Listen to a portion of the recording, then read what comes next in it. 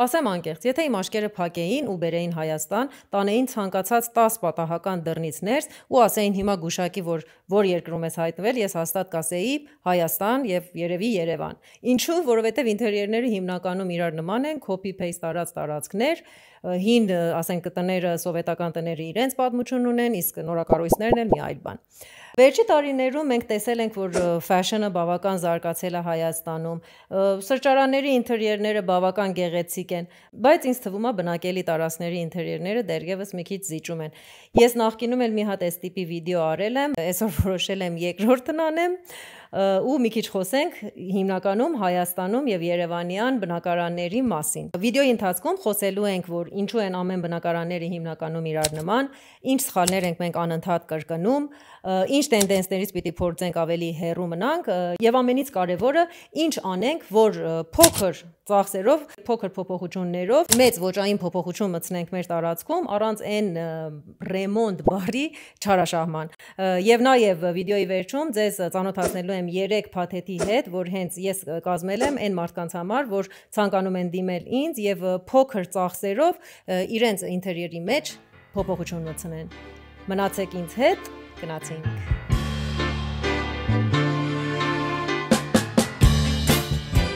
Ինչու է մեր տները հիմնականում իրար նման։ Առաջի պատճառներից դա սովետական տարիներն են եւ ռեսուրսների պակասը։ Եթե նկատենք, այդ տարիների տները հիմնականում իրար նման են եւ կրկնվող կահույք են գործածվում այդ տներում։ Դրանից հետո էլ որ անկախացանք, մինչեւ այսօր մենք դեռևս չունենք մեծ ինչ-որ բրենդային խանութներ, որ լայն հնարավորություն ստեղծի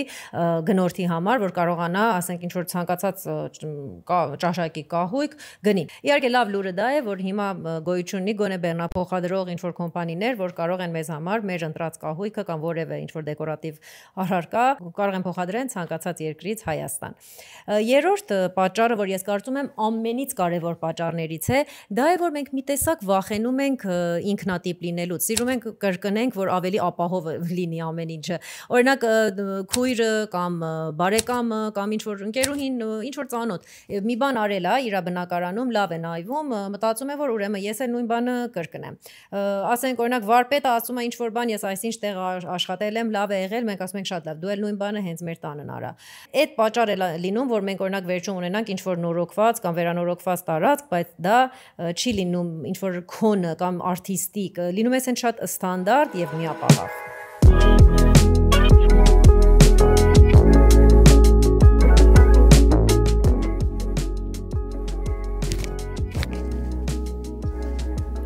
Ես հիմնականում միշտ ասում եմ, որ մենք պետք չի տենց շատ լուրջ կերպով հետևենք տենդենսներին, որտեղ հենց այդ պատճառը լինում, որ մեր տարածքը այդքան էլ ինքնատիպ չլինի։ Հիմա ուզում եմ խոսել 5 տենդենսից, որ առավել եւս պիտի ավելի հեռու լինենք։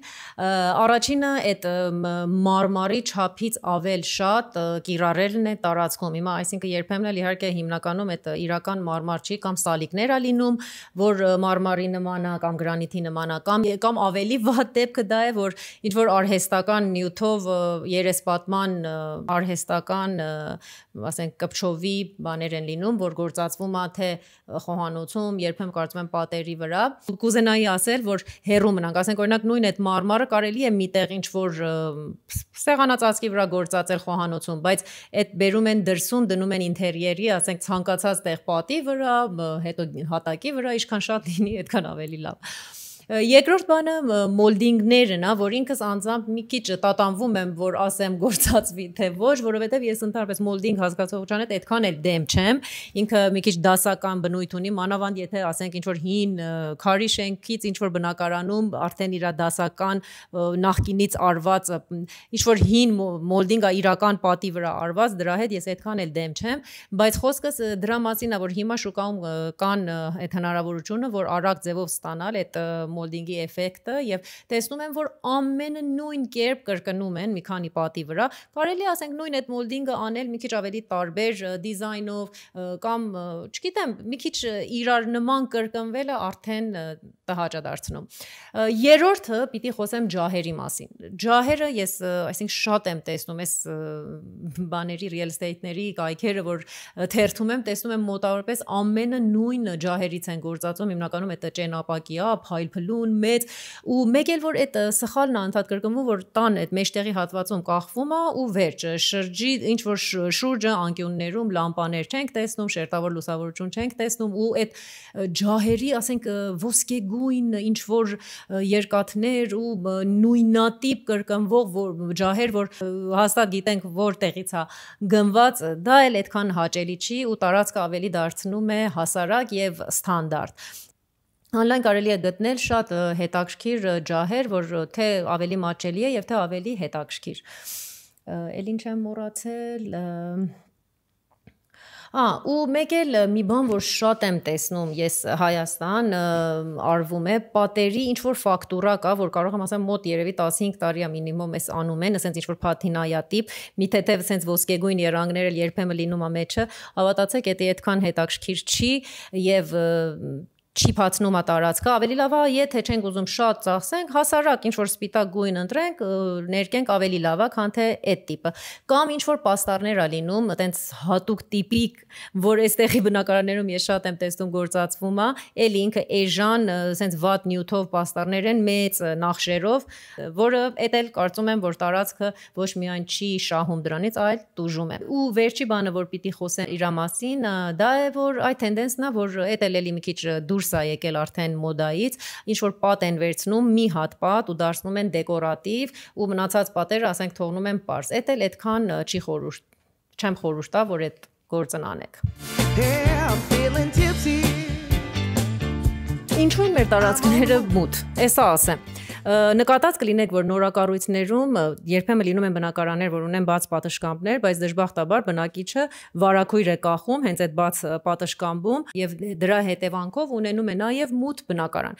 Հին շենքերում էլ ընդհանրապես փակվել է այդ բաց պատշգամբը, որպեսզի կարողանան ունենան մի հատ հավելյալ սենյակ։ Իսկ տան ներսի հատվածում, օրինակ եթե ունեն մեծ լայն պատուհաններ, այդ պատուհաններից եւ այդ բնական լույսից չեն օգտվում։ Դժբախտաբար էլի շատ ծանր վարակույրներով փակում են ու արդյունքում ունենում ենք էլի մութ բնակարան։ Վերջի պատճառն էլ գծագրական խնդիրներն են։ Օրինակ ունենք փոքր բնակարան, բայց տեսնում եմ, որ օրինակ համար փոխարեն մի քիչ ավելի ճիշտ լուծում տրվի եւ ննջարանը մի քիչ փոքր վերցրվի եւ ընդհանուր բնակելի տարածքին ավելի լայն տարածք տրվի, հիմնականում պատ է քաշվում։ Նախ որ բնակարանների գծագրերը հիմնականում տենց ուղղանկյուն են, պատուհանը մի կողմից ու դժբախտաբար պատը դրվում է մեջտեղում, կեսը տալիս են ննջարանին, մնացած կես հատվածը թողնում են օրինակ բնակելի տարածքի համար եւ արդյունքում ստացվում է նեղ, երկար, մութ տարածք։ Ինձանից ձեզ մի հատ խորհուրդ։ Եթե գտնվում եք շինարարության փուլում եւ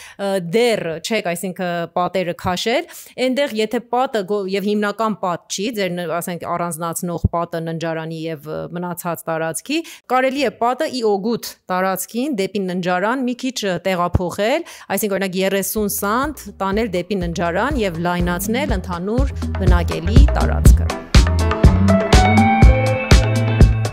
Մյուս խնդիրը, որ հանդիպում է բնակարաններում, այդ մոխրագույն սառը վերանորոգումներն է։ Իմ կարծիքով մոդեռն չի նշանակում դատարկություն, չի նշանակում սառը ինչ-որ միջավայր, կարող է լինել շատ պարզ ու ջերմ, բնական հյուսվածքներով, բնական նյութերով տարածք։ Օրինակ անգամ սպիտակը կամ մոխրագույնը, երբ ընտրում ենք այդ սեռի գույների մեջ, մենք կարող ենք երանգների ընտրության մեջ ուշադիր լինենք եւ ընտրենք ավելի տաք երանգներ։ Երբեմն էլ կարելի է այդ մեր մոխրագույն օրինակ վերանորոգված տարածքում միանգամից կոնտրաստ ստեղծենք ինչ որ հին վինթաջ կահույքով, օրինակ տատիկից մեզ հասած ինչ որ պահարան, իր փայտի բնական նյութով շատ հետաքրքիր կնայվի այդ լրիվ ժամանակակից տոնայնության մեջ, այսինքն ուզում եմ ասեմ, ես միատոնի հետ խնդիր չունեմ, ուղղակի կարելի է այդ միատոնը ավելի հետաքրքիր դարձնել բնական նյութերով, բնական հյուսվածքներով, շերտավորմամբ։ Հիմա ուզում եմ մի քիչ խոսանք ճոխի մասին, լաքշրի մասին, ոսկեգույն, ինչ որ ոլոր-մոլոր առաստաղներ, չգիտեմ, սիուներ, ծանր վարակույրներ, ինչ որ ամենը նույն հավաքածոից հիմնականում ոսկեգույն կահույք, այս ամեն ինչ իմ կարծիքով լաքշրի չի, լաքշրին այնա որ դու այն տարածքն է, որ դու քեզ այնտեղ հարմարավետ ես զգում, քեզ լավ ես զգում, երբեմն կարող է լինի Պարզ, ինչ-որ լավ լուսավորված տարածք, լաքշրին կարող է երբեմն լինի մի հատ շատ հարմարավետ բազմոց, կարող է լինի անգամ մի հատ շատ հին, բնական օրինակ փայտից սեղան, բայց քո սրտին շատ մոտ։ Կարևոր այն է, որ այդ ամեն ինչը քեզ մոտ առաջացնի հաճույք եւ հարմարավետություն։ Լաքշրին այդ ոսկեգույնի չարաշահումը չի, փայլփլուն սալոնները չի, հավատացեք։ Հիմա ուզում եմ խոսել այդ խոստացված 5 պարզ խորհրդի հետ, որ կարող եք օգտագործեք եւ փոփոխեք ձեր տան ոճը։ Առաջինը մտածիր թեթև, բառի բուն եւ փոխաբերական իմաստով։ Մի ծանրաբեռնիր, մի փորձիր ինչ որ գոյություն ունի շուկայում, գնես, ինչ որ տենդենսա գնես, բերես, ասենք ցանկացած պատի վրա աշխատես մեկը։ Երկրորդը շերտավորիր, այսինքն օրինակ տարբեր հյուսվածքների միջոցով, տարբեր կոնտրաստային ինչ որ առարկաների միջոցով ստեղծիր բալանս, բայց մի չարաշահիր։ Երրորդը մի կուրորեն հետևիր տենդենսներին ու շտապիր ինչ որ հիմա այս պահին մոդայի մեջ է, գնես ու գործածես քո տանը։ Ու տեսնեմ ինչ որ բան չեմ մոռացել, հա, ու եւս մի բան։ Մեր սովետական շենքերը եւ ասենք բնակարանները կարող են հանդիսանալ շատ լավ բազա ավելի հետաքրքիր եւ ինքնատիպ տարածք ստեղծելու համար։ Օրինակ ինչ որ կամարով, եթե պատուհաններ ունենք, կարելի է շատ գեղեցիկ ձևով ինտերիերի հետաքրքիր տեսք տա։ Եթե ունենք ինչ որ հին կահույք, չենք շտապում անմիջապես գցենք, այլ փորձում ենք խելացի ձևով համադրենք մեր ավելի ժամանակակից տարածքի հետ։ Who always checks in, wondering how I've been. Ես պատրաստել եմ 3 վիրտուալ փաթեթ բոլոր այն մարդկանց համար, որ ուզում են ինչ-որ փոփոխություն ստեղծել իրենց տարածքում, բայց չեն ուզում դիմել դիզայներական մեծ օֆիսներին ու մեծ ծախսեր անեն։ Բոլոր այս 3 փաթեթների ընթացքում ես հաճախորդի հետ խոսում եմ վիդեոքալի միջոցով, ծանոթանում եմ իրեն անհանգստացնող խնդիրների հետ,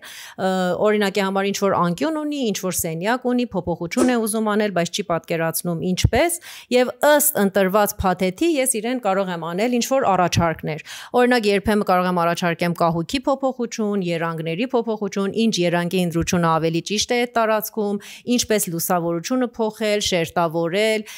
ինչ այթեմներ ընտրել, օրինակ on-line, նաև կարող եմ տրամադրել լինքերը on-line, գնումների մեջ օգնություն ցույց տամ, որը կարողանա հաճախորդը արդյունքում ունենա իրեն ավելի հաճելի եւ իրեն հաճույք պարգևող